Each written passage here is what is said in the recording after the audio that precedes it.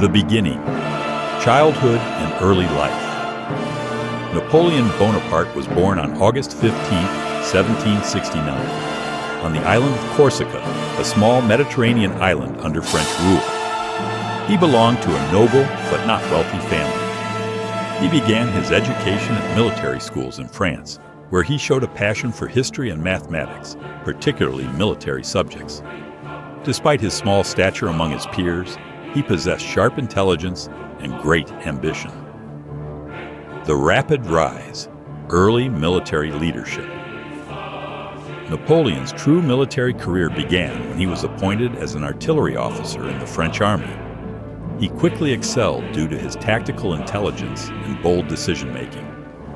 Over time, he showcased his great leadership skills and achieved many victories.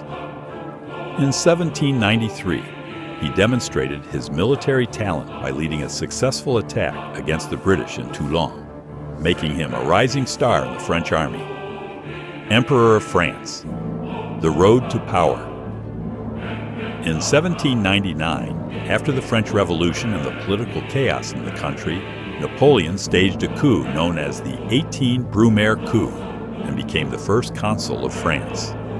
5 years later, in 1804, he crowned himself Emperor of France in a grand ceremony, marking the pinnacle of his ambition.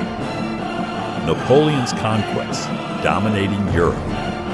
Napoleon was not content with just ruling France.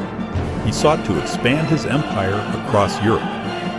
He led a series of successful military campaigns against many countries, including Austria, Prussia, and Russia. One of his most famous battles was the Battle of Austerlitz in 1805, considered one of the greatest military victories in history. With these victories, he controlled much of Europe, imposing his laws and administrative system, known as the Napoleonic Code, across many countries.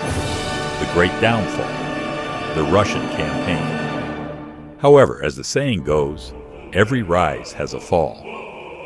In 1812, Napoleon decided to invade Russia, a move many considered a risky venture.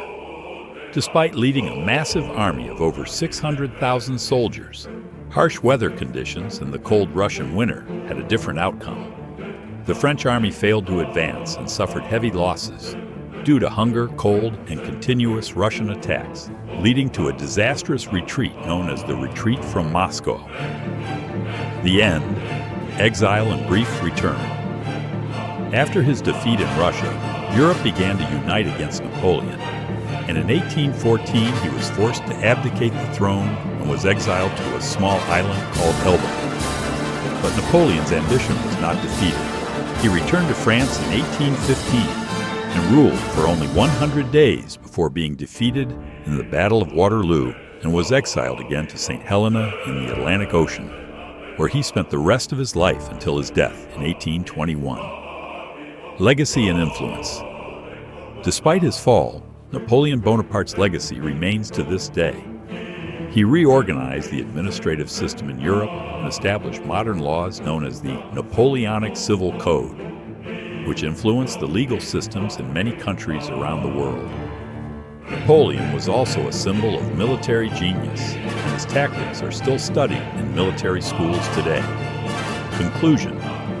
Napoleon Bonaparte's story is a tale of ambition, courage, and indomitable will, but also a lesson in the perils of excessive ambition and challenging without considering the consequences. He built a great empire, but he could not maintain it due to his daring decisions, which led to his tragic end.